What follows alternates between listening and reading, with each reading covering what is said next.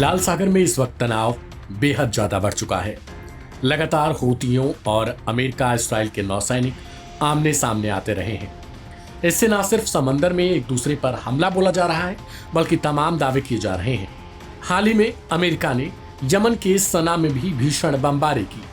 हवाई हमले में कम से कम 8 लोगों के मारे जाने की खबर आई, जबकि 1 दर्जन से ज्यादा लोग घायल हुए हैं। वहीं कई लोग मलबे में अभी तक दबे हुए हैं, जिनकी तलाश जारी है और राहत बचाव कामों में तेजी लाई गई। ऐसी खबरों के बीच दावा किया जा रहा है कि अमेरिका ने कथित तौर पर अरब देश के तट के पास जब्त किए गए इस्राएली मालवाहक जहाज को ही निशाना बना दिया। लेबनान के अल मायादीन टेलीविजन नेटवर्क ने शनिवार को बताया कि अमेरिकी युद्धक विमानों ने इसराइल के युद्धपोत गैलेक्सी लीडर पर 3 हवाई हमले किए, जिसे इसराइल और गाजा युद्ध के दौरान साल 2023 में ही हूतियों द्वारा जब्त कर लिया गया था। गाजा में फिलिस्तीनियों के समर्थन में अपने अभियान के हिस्से के रूप में यमन के बहाबास के झंडे वाले जापानी संचालित जहाज को जब्त कर लिया, जो एक ब्रिटिश कंपनी के मालिकाना हक में था। हालांकि आंशिक तौर पर मालिक इसराइल के पास बताया गया था। गौरतलब है कि 22 जनवरी 2025 को ही हूतियों ने इसराइल हमास के सीज फायर को देखते हुए 25 क्रू मेंबर्स को रिहा कर दिया था, लेकिन शिप को अपने पास ही रखा। हूतियों ने अमेरिकी हवाई हमलों के जवाब में एक अभियान चलाकर इसराइल और अमेरिका को निशाना बनाने की कोशिश की।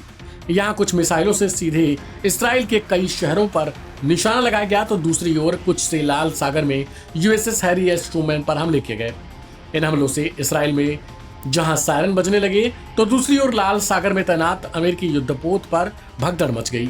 इससे पहले सिन्हुआ समाचार एजेंसी ने बताया था कि सना के जरिए संचालित अल मसीरा टीवी ने रविवार को राजधानी सहित उत्तरी यमन में कई स्थानों को निशाना बनाकर तकरीबन 20 अमेरिकी हवाई हमलों की सूचना दी थी।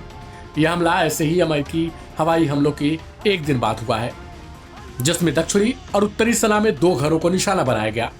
इस निशाने में कथित तौर पर 2 लोगों की मौत हो गई थी, वहीं कई लोग घायल भी बताए गए। आपको बता दें कि हूती लगातार गाजा में हमास के समर्थन को लेकर इसराइल और अमेरिका को निशाना बना रहे हैं। हूतियों का कहना है कि गाजा में अगर इसराइल कत्लेआम रोक देगा, तो हम अपने आप इनके शिपों को निशाना बनाना छोड़ देंगे। उन्होंने इसके साथ ये चेतावनी भी दी थी कि अगर निशाना बनाना जारी रखा गया गाजा में, तो फिर वो इसराइल और अमेरिका से संबंधित देशों के जहाजों को भी लाल सागर से गुजरने नहीं देंगे, जिससे भारी तौर पर इन देशों को नुकसान झेलना पड़ सकता है। अमेरिका लगातार हूतियों पर हवाई हमले कर रहा है, लेकिन फिलहाल उसे हासिल कुछ भी नहीं हुआ। इसके लिए ट्रंप सरकार अब तक करीब $1 बिलियन से भी ज्यादा की रकम खर्च कर चुकी है, लेकिन कहा जा रहा है कि हासिल में कुछ भी नहीं हुआ। इस रिपोर्ट पर आप अपनी प्रतिक्रिया कमेंट बॉक्स में लिखें।